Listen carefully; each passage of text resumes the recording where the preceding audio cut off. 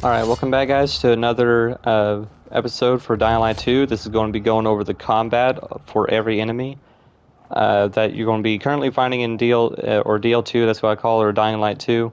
Currently, if they add any more enemies into the game later on, I'll be sure to cover that later on and, add it to the whole series, or the whole set here. But this is going to be part 3, and this is going to be going over one of the only enemies right now that you have to make a specific choice down the line, and it's going to be like the very end of the game through the story when you have to like turn on, or actually I'm not even going to be talking about the actual story for spoilers purposes.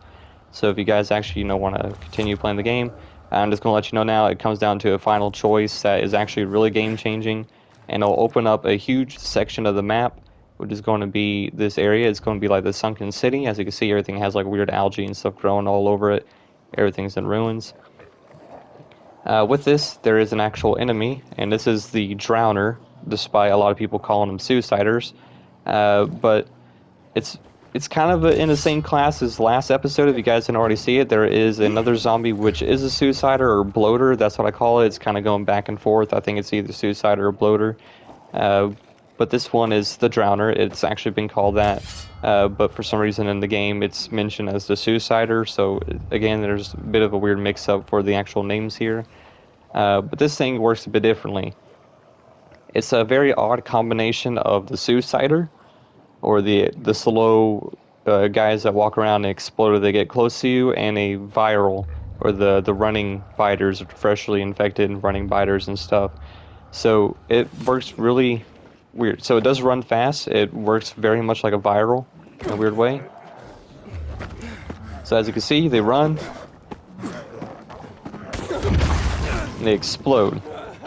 So they are very different. So unlike the Suiciders or the normal bloaters or anything like that, those guys are really slow and they don't really move very fast. Normally you need to be like overrun by a big horde of zombies in order to actually, have them have a chance to run up to you and explode, unless you're in a really small confined space. So it comes down to real situational times.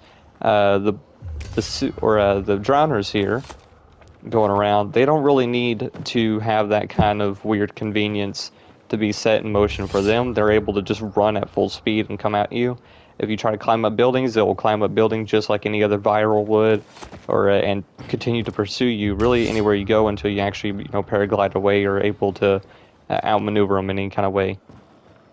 So obviously they are explosive, so they will try to do a weird leap attack, or to try to get up close to you, normally like swinging, kind of like a viral would normally. So they don't really do any kind of actual attack aside from blowing up, but they will try to leap or make any kind of move towards you to kind of lock on and explode. However, there is different ways of going about killing them. So again, since they do explode, you don't really want to have any kind of close-up combat, or preferably no close-up combat. So normally throwing knives, real cheap, extremely real cheap way to actually take them out, or you can use the grapple hook if you have it fully upgraded. And this is by the very end of the game, so by the time you get here, you should already have everything fully leveled up and ready to go. And that's when you should have this thing already be accessible to really use anything. So you're able to use the grapple hook, slam them to anything, and they blow up. So grapple hook works just fine. No problem about it at all. You can also use a throwing knife, and that one will be the same way. They have a very small health pool. When it comes to grappling hook or any kind of ranged weapon, it kind of works really weirdly. So if you throw anything like that at them, they will be able to explode and die right off the hit. But they do actually take more than one hit when it comes to melee weapons. Obviously, if you have a more harder hitting weapon or melee weapon like I do, they're usually going to die in one hit. So I can't really properly display that for you right now at my current level. But there's something to go around. So obviously you can see them. They see you. You can actually hit them once. Okay, it didn't really work out there, but there is a way for you to actually hit them and kind of stun them. It gives you a good couple seconds so you're able to run away. So normally you don't want to combat them like that, or they normally explode, but there has been an instance, you can actually see it over on Reddit, there is a chance for people to actually run around and chop off their heads when you're going through there, and that's actually one of the challenges that you need to complete for the new bounties and stuff. So normally, you don't want to take them head on because they'll just keep on exploding like this. Like that, there we go. Heavy attacks, and you want to swing at them. Heavy attacks will give you the best chance for that melee hit. And you can swing off and hit their head, and it'll kind of make it to where they go into a dying state, and they'll take a little bit more time to hit the ground. But they will continue to explode. So even when they die, they will continue to explode. So no matter what circumstance they're in, stay as far away as you possibly can, unless you are ready to get that good melee hit in or that heavy attack in to take them down. So they do work a little bit differently, and they're a little bit more mobile than the normal suicider type of infected, but they also work in a very similar way when it comes to just pure attacks like that.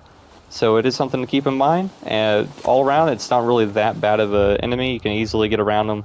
It's definitely an interesting infected type. So yeah, so that's going to be the third episode, and how to really combat something that is normally not a whole lot of people see unless you make a specific type of choice. So yeah, so tell me what you guys think about it down in the comments.